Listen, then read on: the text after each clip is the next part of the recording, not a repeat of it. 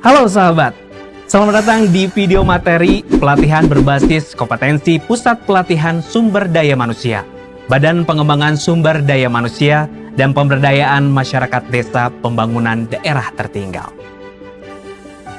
Dalam materi ke-21 ini, kita akan memberikan pelatihan berbasis kompetensi yang berjudul melakukan evaluasi kinerja pendamping. Evaluasi kinerja adalah penilaian sistematis terhadap hasil kerja karyawan dan organisasi.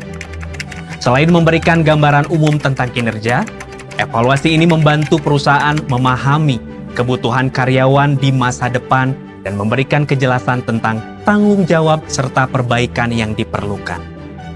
Evaluasi kinerja juga digunakan untuk menentukan kelayakan karyawan mendapatkan bonus atau promosi, berdampak positif pada kinerja, jabatan, dan materi.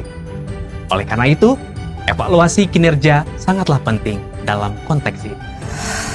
Tujuan evaluasi kinerja antara lain: 1. Meningkatkan kinerja karyawan sesuai dengan SOP yang ditetapkan. 2. Memberikan peluang bagi karyawan untuk menyampaikan aspirasi dan perubahan yang diinginkan. 3. Mengakui hasil kerja karyawan, memotivasi yang lain untuk berprestasi. 4. Membantu karyawan mengetahui potensi diri dan terus mengembangkannya. 5. Menilai strategi yang telah dilakukan untuk perbaikan yang lebih baik. Manfaat proses evaluasi kinerja antara lain: 1. Memberikan kepastian dalam pembaruan struktur operasional, kompensasi, dan bonus, menghindari overbudgeting atau kekurangan kompensasi. 2. Menempatkan karyawan pada posisi yang sesuai dengan kemampuan mereka dan meningkatkan produktivitas. 3. Membangun sikap saling percaya dan keterlibatan, memungkinkan TPP menyuarakan kebutuhannya dalam bekerja. 4.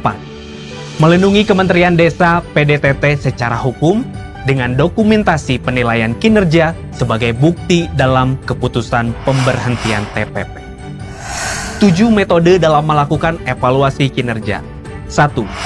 Penilaian melalui KPI. 2. Evaluasi diri sendiri atau self-evaluation. 3. Peer feedback.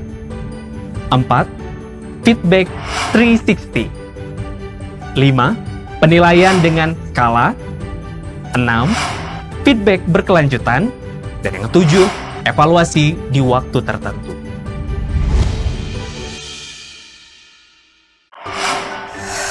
Fasilitasi dan pendampingan. Fasilitasi sering dikaitkan dengan pendampingan, yang merupakan dukungan tenaga dan metodologi dalam program pembangunan dan pengentasan kemiskinan. Fasilitasi menjadi inti dari pendampingan yang bertujuan mendorong partisipasi dan kemandirian masyarakat.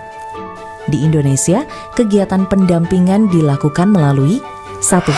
Pendampingan lokal yang terdiri dari tokoh masyarakat.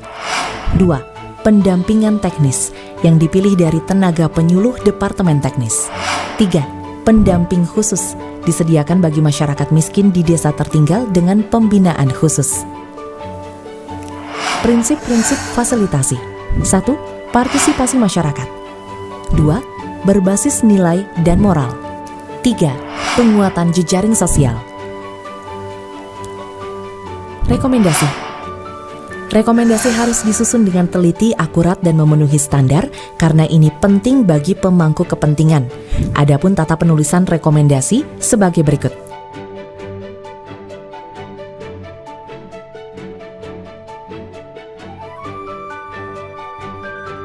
Sepuluh prinsip dalam menyusun rekomendasi. A. Spesifik, khusus atau fokus. B. Measurable, terukur. C. Achievable, dapat dicapai. E. Result oriented, orientasi hasil. E. Time bound, terikat waktu. F. Solution suggestive. G. Mempertimbangkan prioritas, tata urutan, dan resiko. H. Beralasan. I. Merespon akan permasalahan. J. Memiliki target. Teknik komunikasi efektif. Proses komunikasi dapat dijelaskan hubungannya dengan proses perubahan sosial. Mengkomunikasikan arah strategi kebijakan dapat dilakukan melalui lisan dan tulisan pada orang lain untuk dapat memahami dan memecahkan permasalahan. Fungsi komunikasi sosial.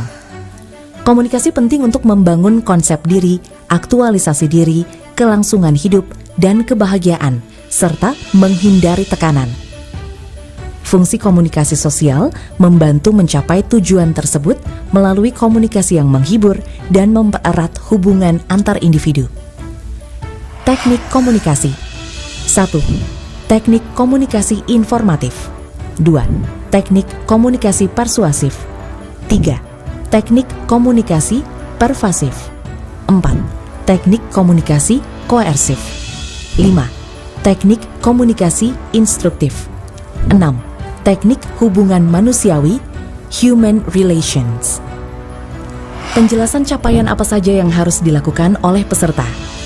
Elemen kompetensi 1. Merencanakan evaluasi kinerja pendampingan pembangunan desa.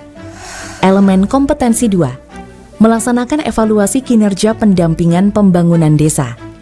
Elemen kompetensi 3. Membuat rekomendasi hasil evaluasi kinerja pendampingan desa.